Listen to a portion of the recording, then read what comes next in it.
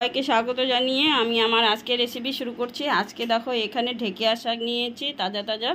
তো আর এখানে নিয়েছি পেঁয়াজ কুচি, লঙ্কা কুচি, আলু কুচি, লঙ্কা চেরা, রসুন। আর এখানেও নিয়েছি পেঁয়াজ রসুন দিয়ে আজকে মুসুরির ডাল করব, তার সঙ্গে করব ঢেকিয়া শাক ভাপা। ঢেকিয়া শাক ভাপা করার জন্য এখানে নিয়েছি সর্ষে, 2 রকম সর্ষে। আর দেখো আমি কিভাবে ঢেকিয়া শাক ভাপার রেসিপিটা করি, তো আমি ভাবলাম তোমাদের সঙ্গেও শেয়ার করি। তো চলো এখন রান্নাটা শুরু করে দিই। আমি এখানে সব কিছু রেডি করে নিয়েছি। এখন ঢেকিয়া শাকটা কেটে ধুয়ে বেছে নেব। দেখো ঢেকিয়া শাকগুলো আমি এরকম সাইজ করে কেটে নিয়েছি, এরকম ছোট ছোট শক্ত অংশটা ফেলে দিয়ে কেটে নিয়েছি। এখন রেসিপিটা শুরু করব। সর্ষেগুলো এখন বেটে নেব, 2 রকম সর্ষে, কাঁচা লঙ্কা বেটে নেব, কুচিও করে নিয়েছি। এখানে ডাল সেদ্ধ হয়ে গেছে আর এখানে তেলটাও গরম হয়ে গেছে। তেলের মধ্যে আমি প্রথমে দিয়ে দেব শুকনো লঙ্কা আর কালো জিরে, ভেজে নেব।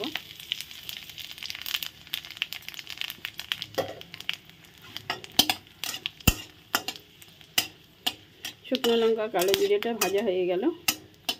এর মধ্যেই আমি দিয়ে দেব রসুন। প্রথমে রসুনগুলো ভেজে নেব।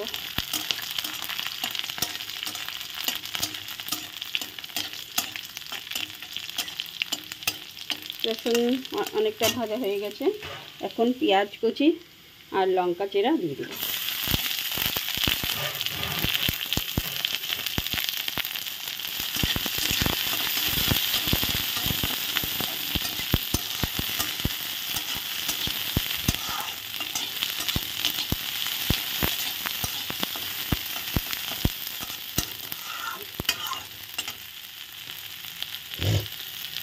দেখো পেঁয়াজ রসুনটা অনেকটা ভাজা হয়ে গেছে।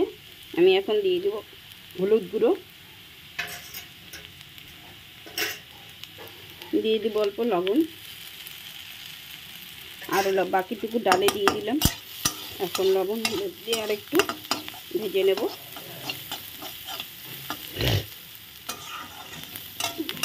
তেল আমি বেশি দেবো না, তেল বেশি খাওয়া ভালো না, তাই এখন ডাল ফোড়ন দিয়ে দিলাম।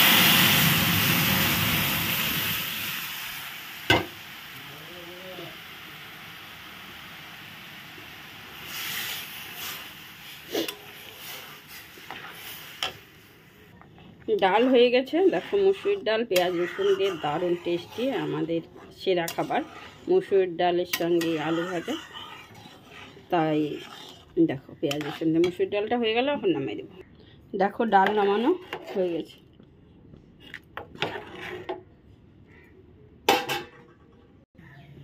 এখন আমি কালো জিরে দিয়ে দিলাম, তারপর দিয়ে দেব রসুন। ঢেকিয়া শাক ভাপা করার এগুলো রেসিপি।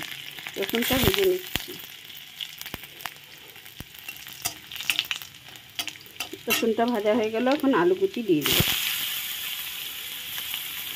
নিরামিষও করা যায়, নিরামিষের দিনে শুধু রসুনটা ব্যবহার করবে না। আলুটা দিয়ে দিলাম, একসাথে ভাজা হয়ে যাবে। এখন লবণ হলুদ দেবো। আলু অনেকটা ভাজা হয়ে গেছে। এখন লবণ দিয়ে দেবো, দিয়ে দেব হলুদ গুঁড়ো, অল্প নেড়ে চেড়ে নিলাম। দেখো এখন আমি দিয়ে দেব পেঁয়াজ কুচি।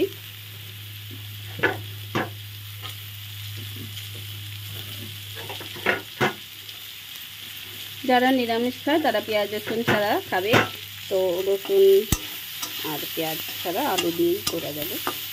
তো এখন ভালো করে ভেজে নিচ্ছি আমি হালকা করে।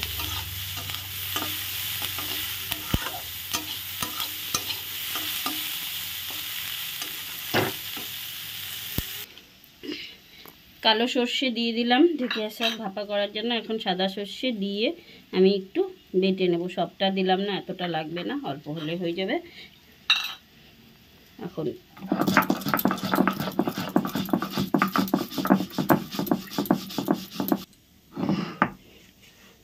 সর্ষে বাটা হয়ে গেছে, এখন আমি তুলে নিলাম। এখন আলুগুলো ভাজা হয়ে গেছে, তুলে নিচ্ছি। হাতে মাখা ঢেকিয়ার শাকের রেসিপি।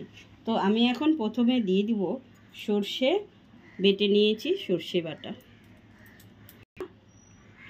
স্বাদ মতো লবণ দিয়ে দিব।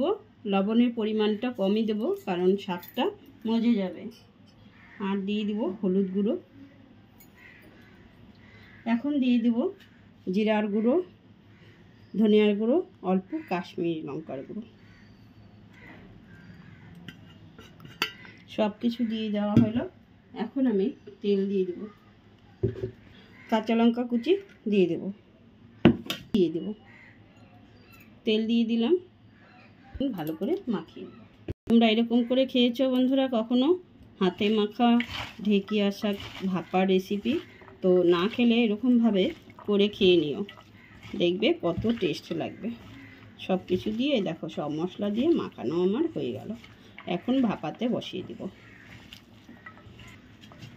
দেখো কত সুন্দর করে মাখিয়ে নিয়েছি, এখন ভাপাতে বসিয়ে দেবো। দেখো এখানে সুন্দর লাগছে।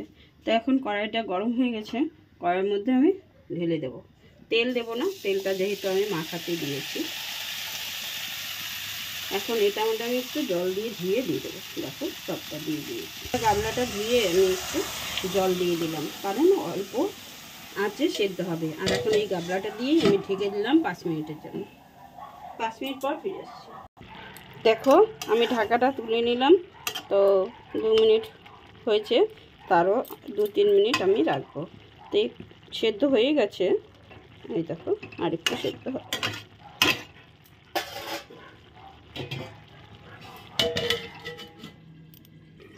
ঢাকাটা এখন আবার তুলে নিচ্ছি। দেখো কত সুন্দর হয়েছে, একদম সেদ্ধ হয়ে গেছে। সেন্টটা কিন্তু দারুণ বেরিয়েছে। আমি একটু চিনি দিয়ে দেবো। দেখো এখন অল্প চিনি দিয়ে দিলাম স্বাদ মতো। চিনিটা দিয়ে একটু নাড়াচাড়া করে নিলাম। এখন আমি আলু পেঁয়াজ ভাজাটা উপর দিয়ে দিয়ে নামাই দেব। একটু দেখছি একদম সেদ্ধ হয়ে গেছে, সব ঠিক আছে। এখন দেখো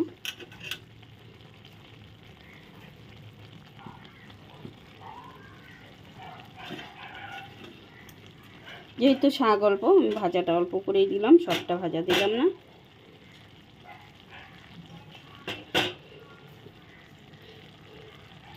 দেখো এখন নামিয়ে দেব। আমি কিন্তু এটা দিয়ে নাড়বো না, তা এখন এভাবে নামিয়ে দেব। দেখো রান্নাটা কিন্তু খুব সুন্দর লাগছে। রান্নাটা ভালো লেগে থাকলে অবশ্যই আমার চ্যানেলটা সাবস্ক্রাইব করে দিবে। সাবস্ক্রাইব করে পাশে থাকা বেল আইকন অন করে দিবে। দেখো আমার আজকে আলু পেঁয়াজ ভাজা, আর এখানে ঢেকিয়া শাক ভাপা রেসিপি, আর এখানে আলু পেঁয়াজ ভাজা আমার ছেলে রেখেছে অল্প খাওয়ার জন্য। দেখো রান্নাটা যদি ভালো লেগে থাকে অবশ্যই আমার চ্যানেলটা সাবস্ক্রাইব করে দেবে। সাবস্ক্রাইব করে পাশে থাকা বেল আইকন অন করে দেবে। আর যারা ফেসবুক পেজ থেকে দেখছো ফেসবুক পেজটা ফলো করে দেবে। তো আজকের মতো এখানে ভিডিওটা শেষ করছি বন্ধুরা। দেখা হবে পরের ভিডিওতে, পরের দিনে। Tata, bye bye.